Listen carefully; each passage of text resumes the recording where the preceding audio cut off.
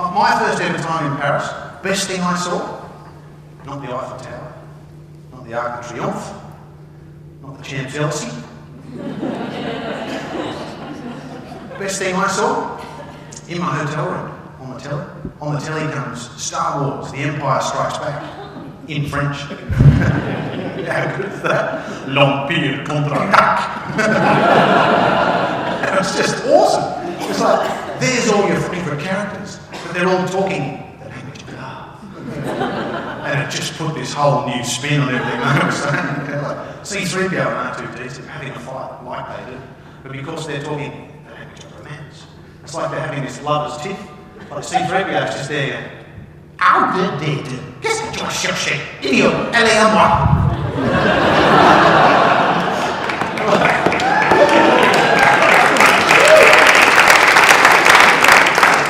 And little Yoda was there, because he was talking French. It was like he was this sleazy little munchkin, firmly on the ball, just hobbling around.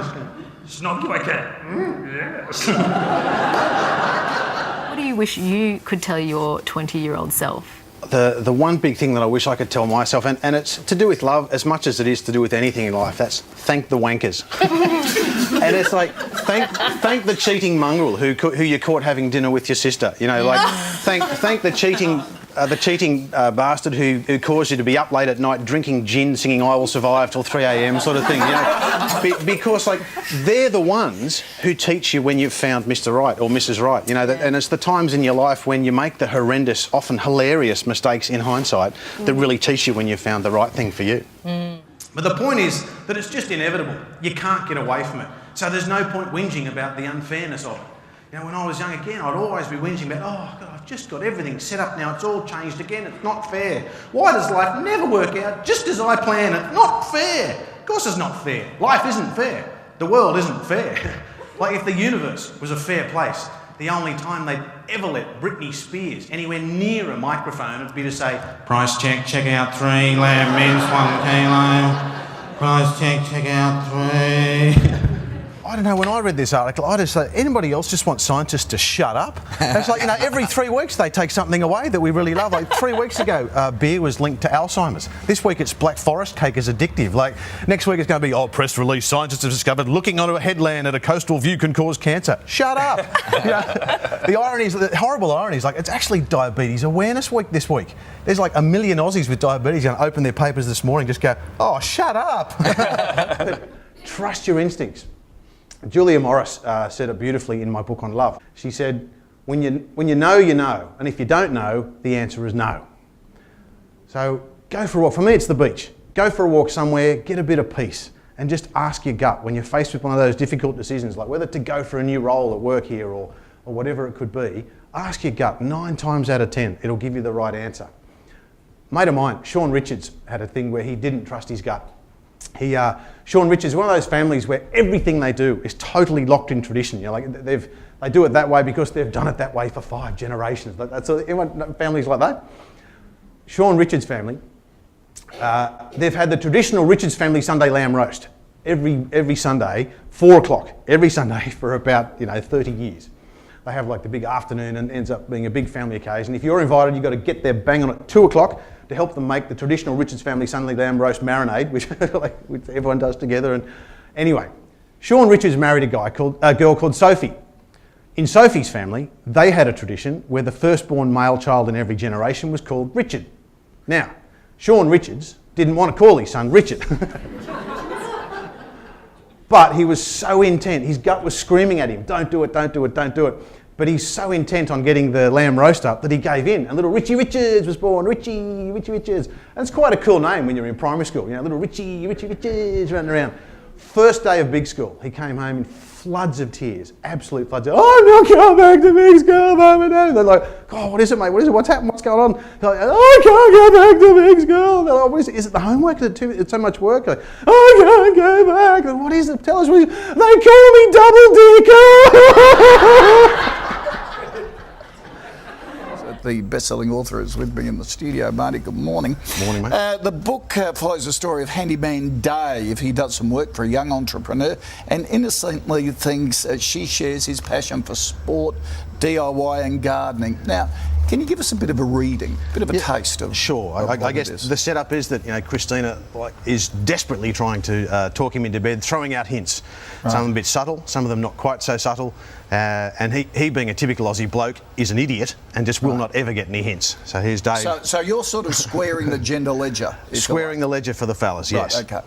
So, more pain, Dave. Hurt me bad, implored Christina.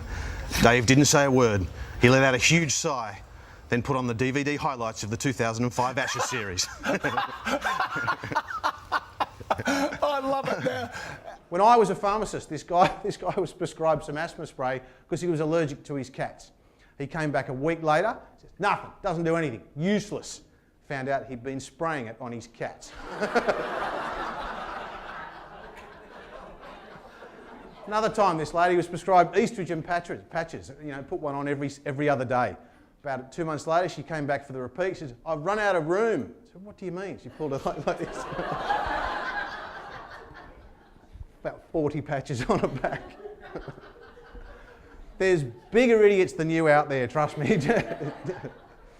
We all have these massive defences that we put up when someone tries to tell us how to live our life. We're quite open to being coached on tennis or, coached on work-related things. But when someone says, this is how you should live your life, no, wait a minute.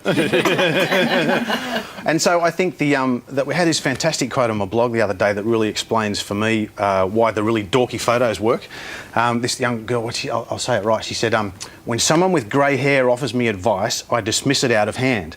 But when I can see a photo of them at the same age and they were just as big a goober as I am, then they're just someone who's lived a bit more and learnt a bit more than me. And so I can take advice from them. We love that. Marty Wilson, can you stick with us? Yeah, sure. We want to talk to you a little bit more. And good news, everyone in the Circle audience today will get a copy of the book. But he has discovered this one technique, and you guys can try it at home. I'm telling you about it because it's funny. If you're about to go on a road rage home, you can go nuts, abuse whoever you want, but you have to do it using old Broadway show tunes. And it works a treat, because there's only so aggro you can get when you're in the car by yourself. Saying, there's no dickhead like you, dickhead like no dickhead like no.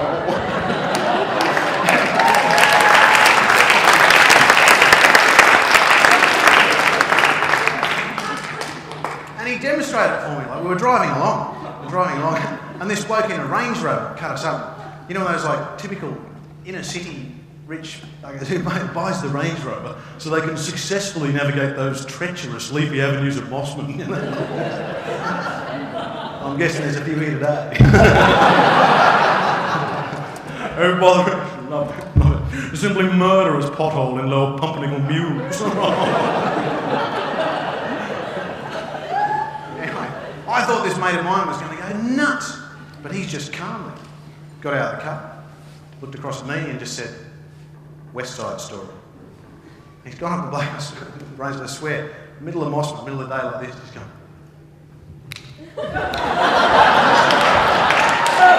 You make me sick in your four-wheel drive, dressed like a dick in your four-wheel drive, country road shirt in your four-wheel drive, but don't get no dirt on your four-wheel drive.